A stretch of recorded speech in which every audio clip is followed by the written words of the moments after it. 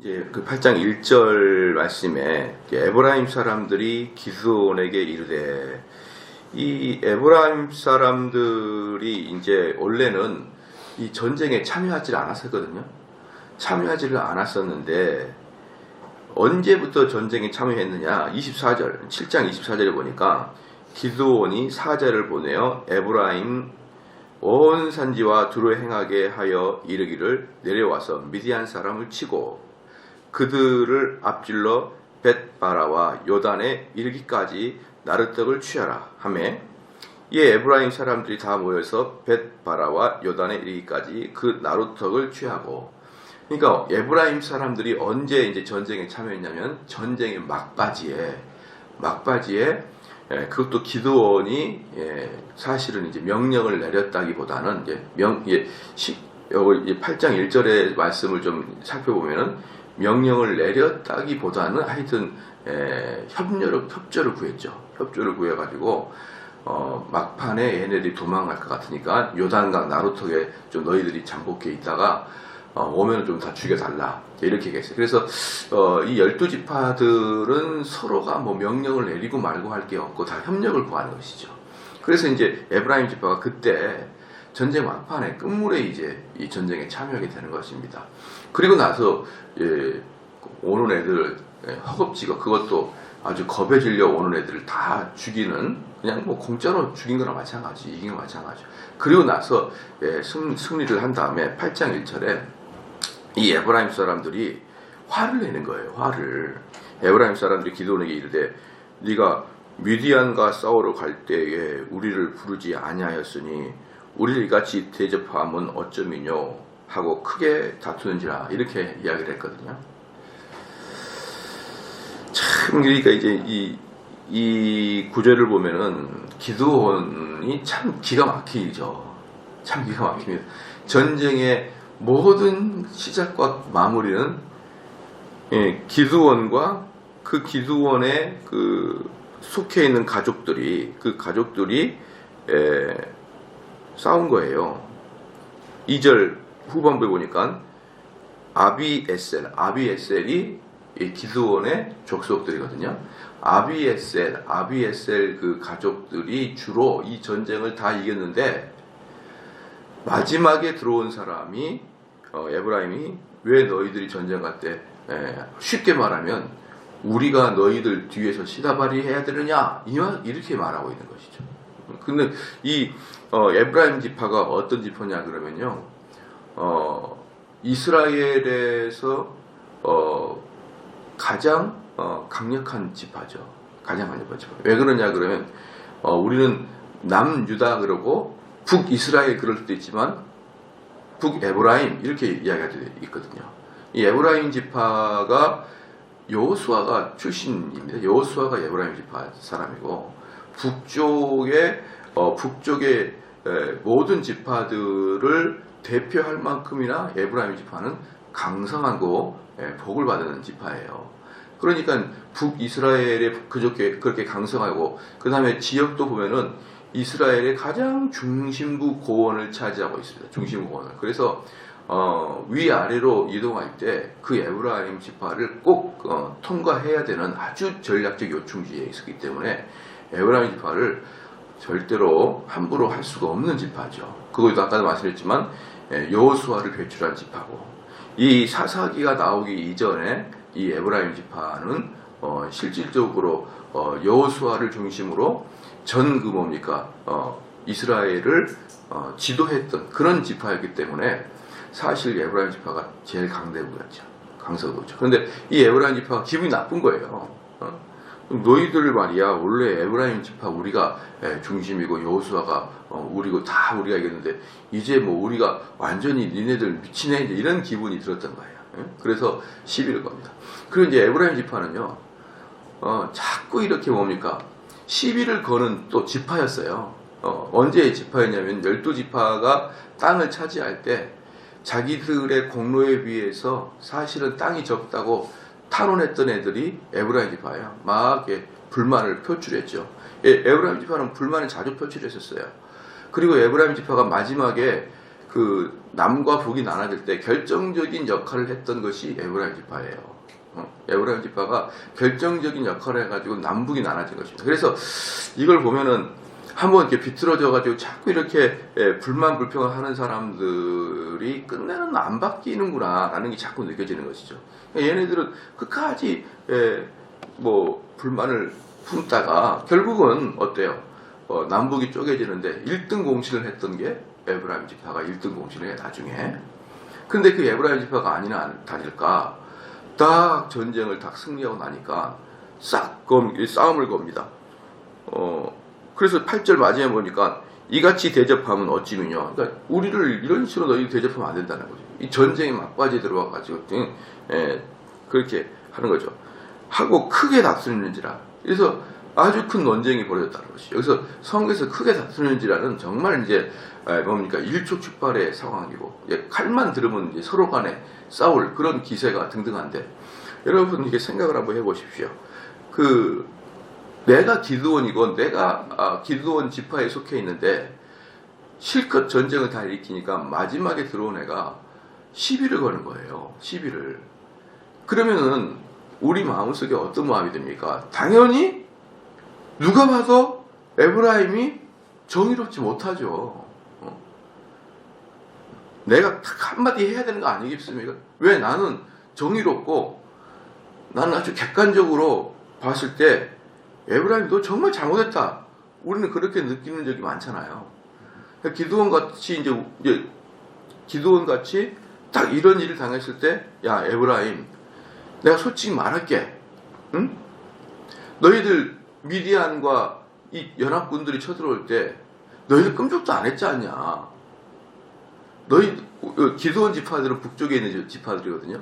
우리 북쪽에 있는 애들은 항상 그 미디안 애들에게 접경지에 있으면서 공격을 당할 때 우리는 그들을 방어할 동안에 너희들은 그런 거 방어하지 않고 너희 내부에만 열심히 하니까 훨씬 강성대국되고 우리는 많은 에너지를 적군들과 대치하느라고 소비를 많이 할 동안에 사실은 우리 같은 국경을 지키고 있는 사람들 때문에 너희들이 평안하고 너희들은 그런 거 신경 안 쓰고 내부만 견실히 하니까 더 부자되고 그렇게 되지 않았냐. 그랬을 때 우리가 미디안이 쳐들어왔을 때 너희들이 우리한테 물자를 하면 대줬니? 아니면 무슨 좀 음식을 제공했냐?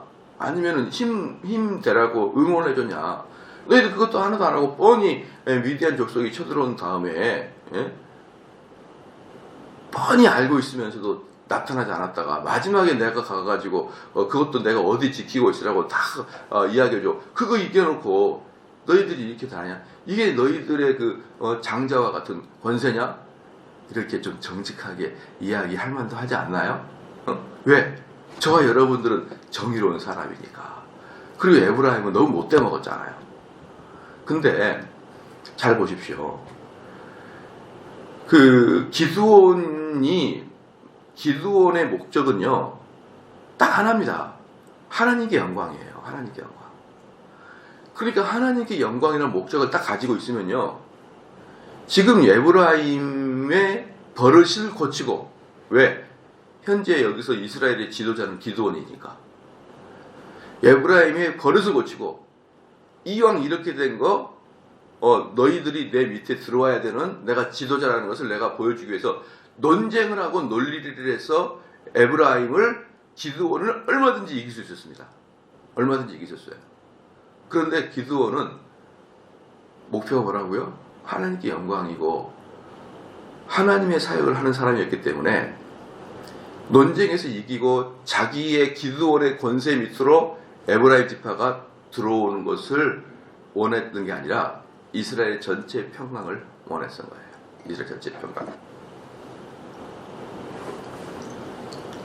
만약에 형제들 간에 사이가 안 좋을 수 있지 않습니까?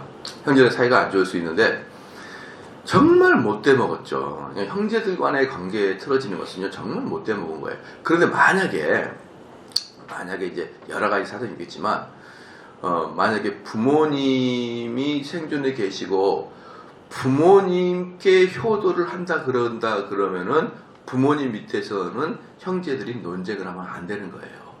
부모님 밑에서는. 그렇잖아요. 누가 옳고 누가 그르다고 논쟁을 하는 것만큼 부모를 골치 아프게 하는 게 어디 있습니까? 그럴 때는 아무리 밉상이고 정직하지 못한 자들이 나같이 정직하고 나같이 객관적으로 올바르다는 사람을 격동시키고 분나게 할 때 그게 아니잖아요 라고 하면 안 된다 이 말입니다. 부모 앞에서는. 그렇잖아요. 그냥 나의 목적은 뭡니까? 내가 그분을 이겨서 그분의 버릇을 잡거나 다시는 그렇게 말 못하게 하거나 아니면은 질서를 잡기 위해서 내가 정직하게 말을 하는 게 아니고 부모님이 마음이 아프면 안 하는 거예요. 그냥. 지금 기도원이 그건 것입니다. 그래서 기도원 같은 경우는 보편적으로 우리 같았으면 분명히 한마디 했을 것이고 그 한마디도 기도원은 에브라임을 완전히 박살낼 만큼이나 논쟁을 잘했을 것입니다. 사랑하는 성도 여러분, 그러나 기드온은 그렇게 다투지 않았습니다. 그래서 2절 말씀에 기드온이 그들에게 이르되 나의 이제 행한 일이 너희의 한 것과 비교가 되겠느냐 이렇게 합니다. 이에 대해 또 보면은 밑도 끝도 없는 칭찬이 아닙니다. 밑도 끝도 없는 칭찬이 아니고 에브라임 너희들이 얼마나 잘했냐 그러면은 마지막에 그 주류 부대를 너희들이 요단 나루터에서 다 죽였지 않냐 이 말이에요.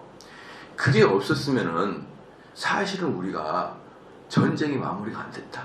우리는 시작을 했지만 마무리는 너희가 했다. 그러니까 우리와 이 기드온이 그러는 거야. 나와 너희들의 공로는 너희들이 훨씬 큰 거야. 이렇게 이야기를 해준 것입니다. 속으로는 부하가 그냥 부둥부둥 났어요. 부둥 났는데 그 다음에 뭐라고 했냐면 에브라임의 꿀물 포도가 아비에셀의 만물 포도보다 낫지 아니하냐 이 말이에요. 끝물은 뭐냐 그러면 여러분 포도주 끝물은요 밑에 보면 찌꺼기가 있는 거예요. 찌꺼기에서 맛이 없습니다. 다 포도주 담가가지고 처음에 맑은 포도주 위에 물이 그러니까 그게 만물이거든요. 만물 포도보다 끝물 포도 그러니까 너희들의 끝물 포도는 우리들의 만물 포도보다 더 좋다 이 말이에요. 즉 에브라임의 가장 못한 것이 기드온 족속의 가장 좋은 것보다 너희들이 더 뛰어나다. 그게 역사적으로 그리고 너희들이 항상 우세했고 이번 전쟁에서도 너희가 훨씬 낫다. 이렇게 이야기를 하자 에브라임은 이렇게 마음이 금방 녹았던 것입니다. 그런데 여기서 몇 가지를 볼 수 있는데 첫 번째 그럼 그 아비에셀 즉 기드온의 그 집안이 아비에셀 집안인데요. 아비에셀 집안들이 또 난리를 치면 어떻게 할까요? 야 기드온 야 이건 너무한 거 아니냐? 응? 저 에브라임 우리가 그냥 지나가야 되냐? 야, 아마 우리나라 같았으면 분명히 그랬을 거예요. 만약에 이렇게 했으면은 뭐 각 지역별로 우리가 뭐 니네보다 못하고 우리가 뭐 이렇게 비굴해야 되고 에브라임이 잘나서 얼마나 잘하냐? 기드온 너희들 왜 우리 그 집안을 대표해서 우리 집안을 그렇게 평가하니? 이렇게 말하면 끝도 없습니다. 끝도 없어요. 져줘야 되는 거예요, 여러분. 여기서 지금 상대가 그 논쟁을 할 때, 싸움을 할 때 상대가 원하는 게 무엇이냐를 잘 봐보십시오. 우리는 목적이 뭡니까? 평화롭게 지내는 것이지 싸워서 이기는 게 목적이 아니잖아요. 우리의 대적은 누구예요? 바깥에 적이지 않습니까? 적인데 우리끼리는 싸우면 안 되는 거예요. 그럼 그 상대가 원하는 게 뭐죠? 에브라임 지파가 자부심, 내가 뛰어나다. 그 의식만 갖게 해달라는 거예요. 에브라임 지파는. 그러니까 기드온은 정확하게 그걸 꿰뚫고 그 에브라임 지파가 원하는 것을 해준 거예요. 너희가 또 뛰어나. 이런 그 기드온 같은 이런 정서를 갖고 있는 사람이 있다 그러면 어떻게 교회가 평강을 안 유지할 수 있겠습니까? 언제든지 평강이죠. 그 다음에 두 번째 기드온이 겉으로 속으로는 에브라임 씨 아무것도 아닌데 겉으로는 겸손한 척 하지만 속으로는 막 이렇게 하지 않았어요. 왜 그런 줄 아십니까? 한번 잘 봐보십시오. 에브라임 지파가 요단 강가에서 기다리고 있었거든요.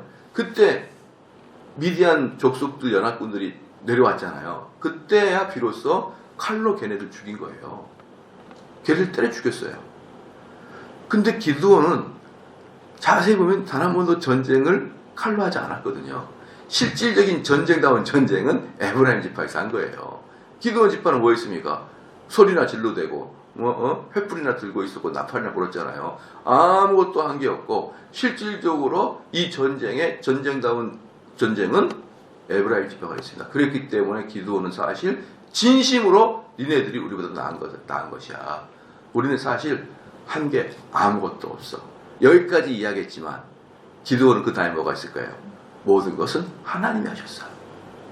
우리는 그냥 나팔만 불어댔단 말이야.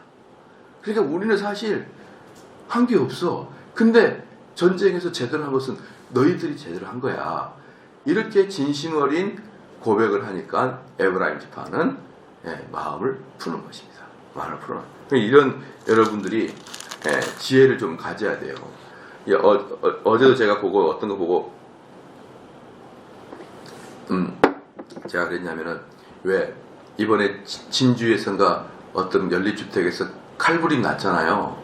그래서 걔가 잡아가지고 감옥에 가니까 그 유튜브 보니까 그렇게 나왔더라고. 잡아갈 때 나는 억울하다. 응? 세상은 불공평하다.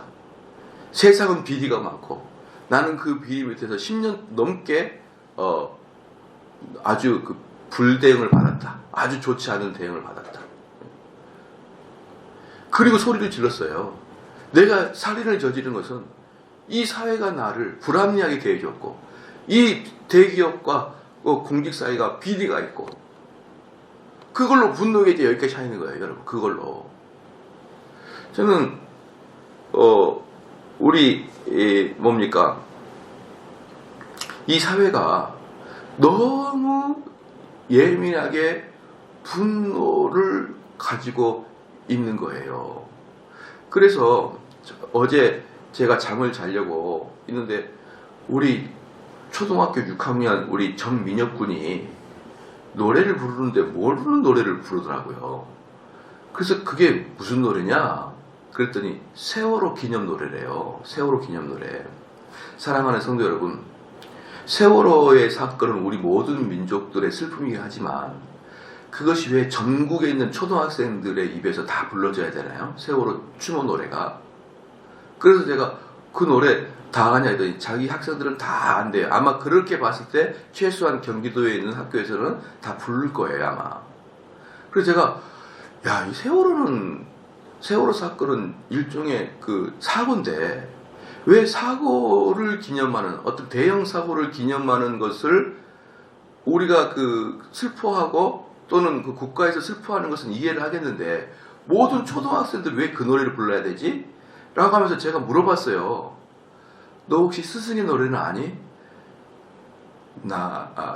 스승의 은혜는 하늘 그때 아니? 그 노래 알걸? 그러는 거예요. 알걸? 초등학교 3학년 때 부르고는 안 물어봤다는 거예요. 그래서 이 인간들이 이게 그러면 너는 나실 때 괴로움 그 어버이 노래 아니? 그랬더니 그건 모르지. 정말 충격 아닙니까 여러분? 선생님하고 부모에 대한 이야기는 그런 공경심에 대해서 이야기 안 하고 세월호 사건은 뭡니까? 부를 때마다 들을 때마다 슬프고 분노가 나는 노래잖아요. 그 사건은 들을 때마다 분이 나잖아요. 세월호의 문제는 그때 그 선장이랑 사람들이 빨리 빠져나와. 그랬으면 수백 명이 더 사는데 그 어른들이 그 속에 있어. 그래서 다 몰살당한 게 세월호 사건이잖아요. 생각만 하면 분이 나잖아요. 그런 나실 때 괴로움, 부모에 대한 그런 높임, 스승에 대한 높임 이런 것은 가치가 없고 이제는 가만히 생각하면 분이 나게끔 만드는 거예요. 분이 나게끔. 저는 이 사회가 너무나 병이 들었다고 생각합니다. 너무나 병이 들었다고 생각해요. 그러니까 진주 사건 보십시오. 여기까지 분이 차 있어요. 사회는 불합리하고, 대기업은 불합리하고, 공공기관도 비리가 있고, 그래서 내가 참을 수 없다는 거예요. 그러니까 사회자가 그 기자가 묻는 거예요. 어떤 피해를 받습니까? 그랬더니 그러니까 그걸 나한테 좀 철저히 조사해 주십시오. 그리고 가는 거예요. 어떤 피해를 받는지는 구체적으로 말은 못해요. 근데 분이 나 있어요. 이 사회에 대해서. 여러분, 이게 저는 이 사회가 정말 사람의 분노를 자극하는 게이지가 우리 한국이 너무 높아져 있다. 너무 높아져 있고, 이 분노의 게이지에 대부분의 사람들이 들어가가지고 예민해져 있는 게 지금 한국 사회예요. 한국 사회. 이럴 때 우리 그리스도인들 어떻게 됩니까? 이 기수원처럼 그들이 원하는 걸 해주면 되는 거예요. 칭찬해주고 인정해주고 너희들이 옳다. 그러면 되는 거지. 싸우고. 그렇죠? 옛날에 그 뭡니까? 누구 그 장관했던 사람이 썼던 그 고려대 교수였던 장관했던 쓴 사람이 뭔지 압니까? 젊은이여 분노하라는 거예요. 젊은이여 분노하라. 책 제목이. 왜? 이 사회의 불합리를 보라는 거예요. 이 사회 구조를 보라는 거예요. 가진 자들의 착취와 기득권자들이 내놓지 않을 이 사회를 보라. 젊은이들이여 우리 분노해야 되지 않느냐. 저는 이분들이 도대체 왜 한국 사회를 이렇게까지 이북벌을 갈라놓고 이 젊은이여 분노하라. 누구를 향해서 시작? 기성세대를 향해서. 젊은이들 얼마나 어르신들을 분노하고 있는지 아시죠? 어르신들 너희들만 이렇게 꼰대짓 안 했으면은 우리나라가 얼마나 더 아름답고 민주화됐고 더 투명한 국가가 됐을 텐데, 그 어른들이 그냥 뒤에서 꼬물꼬물 해가지고 뭘 어떻게 했는지 몰라도 이 나라가 3, 4년 전에 제일 크게 붙였던 게 뭐예요? 이게 나라냐? 이게 나라냐? 이렇게 외쳤던 게 그거죠. 저는 좌우를 떠나서 제발 우리 한국의 오피니언 리더들이 젊은이들의 마음에 분을 집어넣지 않았기를 바라요.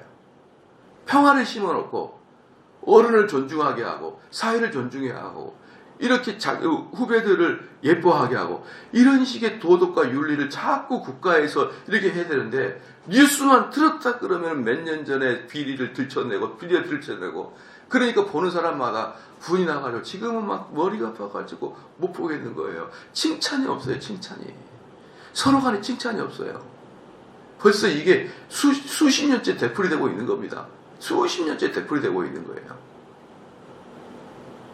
여러분, 우리가 미국 대통령이 한번 바뀌어 보십시오. 미국 대통령이 바뀌면요, 바뀐 대로 가요. 근데 우리는 대통령이 바뀌면 그 정권들 전부 다 몰살시켜버립니다. 그래서 대통령도 자살도 해버리고 감옥에 있고 전부 다 지금 그 역사가 반복되는 게 몇십 년째입니까? 한국 사회가. 왜 그렇게 이 사회를 이끌어가는 그 정치인들이 이 나라를 두 개로 쪼개나 버리는지 몰라요. 그럴 때 우리 교인 백성은 뭡니까? 싸우지 말자는 거예요. 우리는 그게 목적이 아니잖아요. 우리는 상대를, 우리가 정치하는 게 아니잖아요. 상대를 우리가 교회에서건 가정에서건 사회에서 만나는 사람을 그들이 무엇을 원하는지만 이해만 시켜주고, 아, 너희들에게 내가 필요한 것을 내가 해줄게.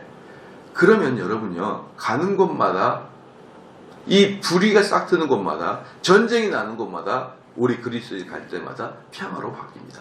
저는 어제 이 기드온의 말씀을 묵상하면서 지금 한국 사회가 기드온의 정신을 가져야 된다.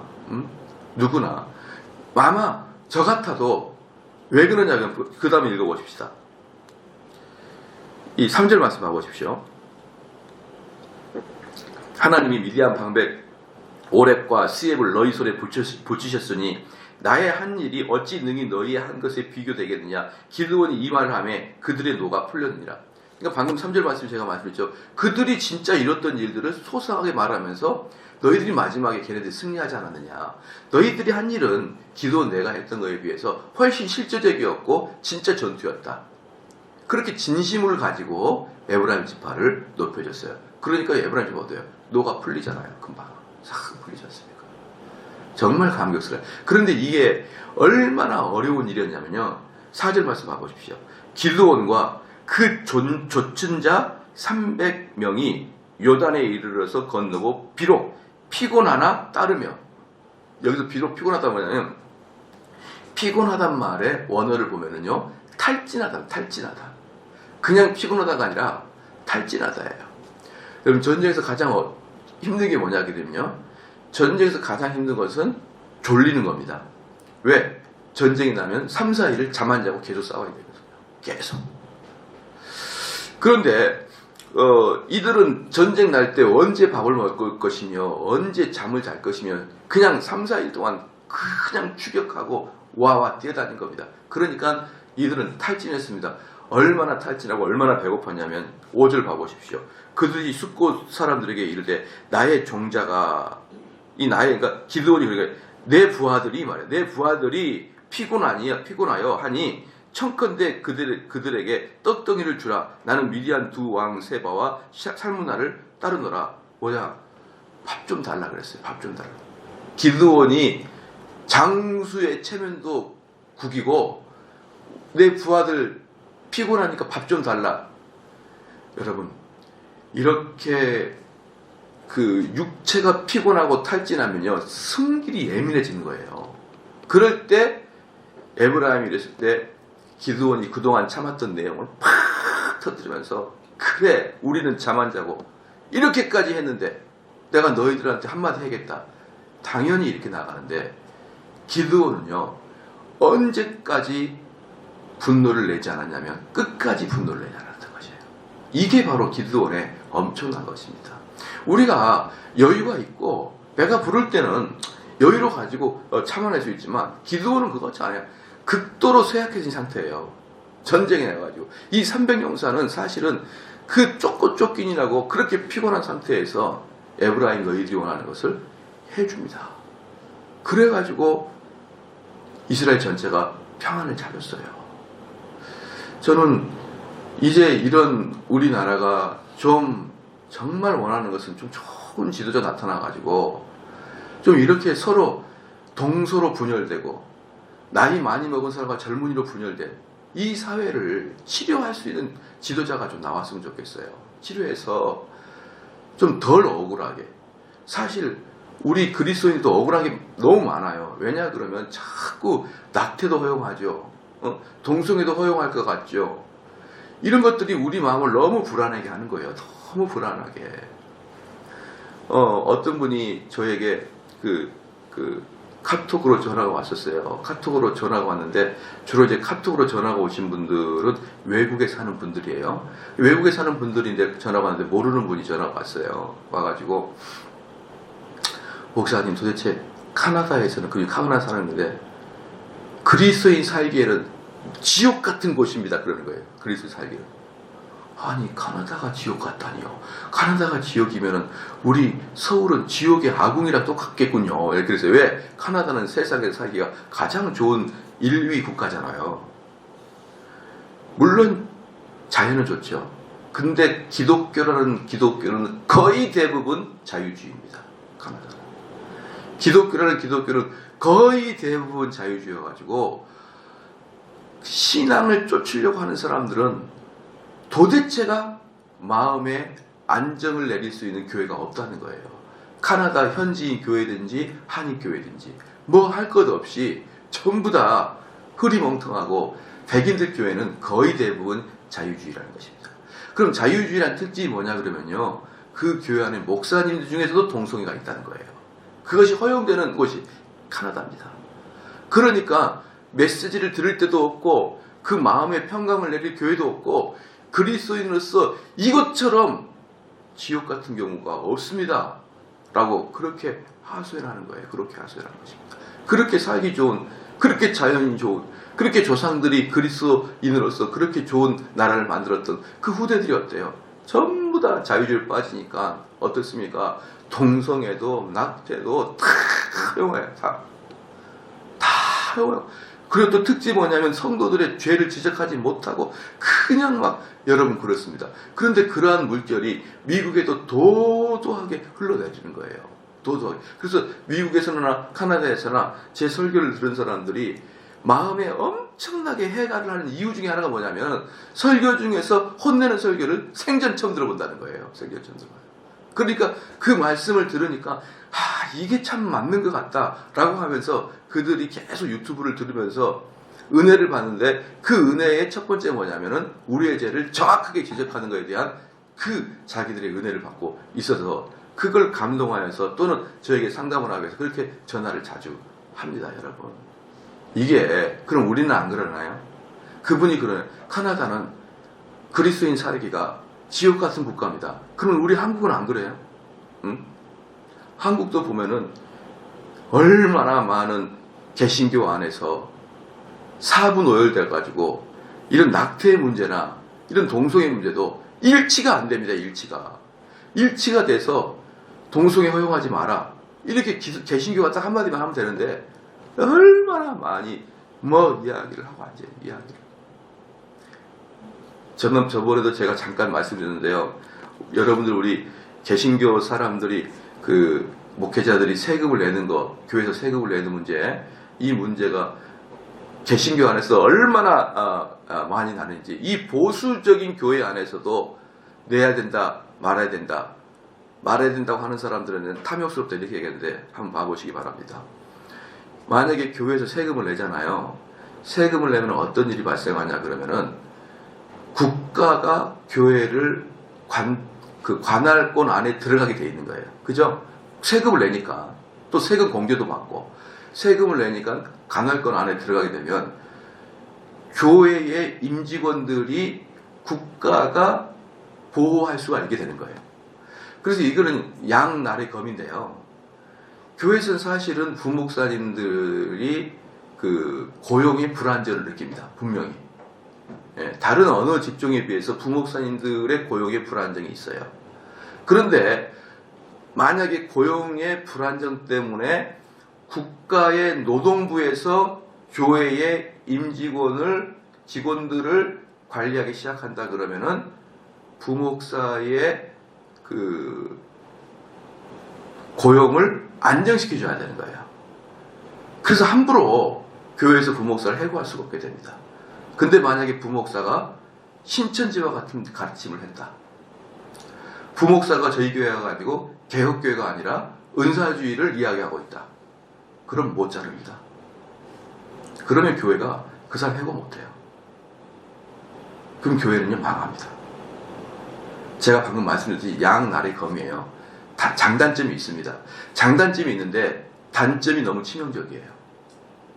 만약에 어느 누가 앉아가지고 담임 목사가 설교하고 났는데 자기 부서 가가지고 부목사가 아유 봐 성경 다시 펴봐 내가 다시 해석해줄게 그거 틀렸어 그 담임 목사 이거 잘못한 거야 한번 요한복음 다시 봐봐 이렇게 해가지고 교회를 분란하고 소동을 시켜도 노동부에서 해고 못하게 하면 못해요. 여러분 이건 아무것도 아닌 것 같지만 한국 개신교를 향한 폭탄을 던지는 것입니다. 근데 개신교 안에서 이것을 한 목소리로 취합도 못해요. 젊은 목사들은 뭐라고 하는지 압니까? 저도 젊은 목사에 속하지만 젊은 목사들은 얼마나 정의로운지 그 몇 푼이나 세금 낸다고 그거 늙으신 목사들이 그걸 움켜쥐고 안 내려고 그래요. 국가의 사회에 부끄러운 줄 아십시오. 그렇게 이야기하고 있어요. 젊은 목사들이 나이 드신 목사들한테. 정말 너무나 비참해요. 여러분 이 사회만 비참한 게 아니라 이 사회랑 똑같은 메커니즘이 교회 목회 사이에서 벌어지는데 나이 드신 목회자를 뒷방에나 앉으라고 하는 분위기가 젊은이 목회자에서 상당히 강합니다. 상당히. 저는 어르신 목회자와 젊은이 목회 사이에서 뛰어가지고 정말 이게 협의가 안 돼요. 협의가. 젊은이 목회자에 앉아가지고 이야기하려고 그러면 이미 이래버려요. 그냥 듣기 싫어요. 정말 저는 이 기드온의 이 사역을 보면서 이런 기드온의 사역이 우리 한국 교회의 최소한 목사님들에게만이라도 이 기드온의 마음이 있어야 되는데 이미 목회자들 마음속에서도 분노로 가득 차 있고 이미 목회자 사이에서도 기득권을 갖고 있는 전 대형교회 목사나 무슨 총회장이나 이런 사람들을 볼 때 탐욕스럽고 비리의 원상이고 그런 마음으로 딱 봅니다. 그러니 이미 한국교회도 쪼개져 있고요. 여러분들 눈에 어떻게 보일지 모르지만 쪼개져 있고 그리고 그 쪼개져 있는 메커니즘은 교리나 신학적 해석이나 이게 아니고 이 사회에서 쪼개지는 것과 똑같은 메커니즘 쪼개져 있고요. 교회다운 모습, 목사다운 모습이 아무것도 보이지 않는 이런 비참한 상황입니다.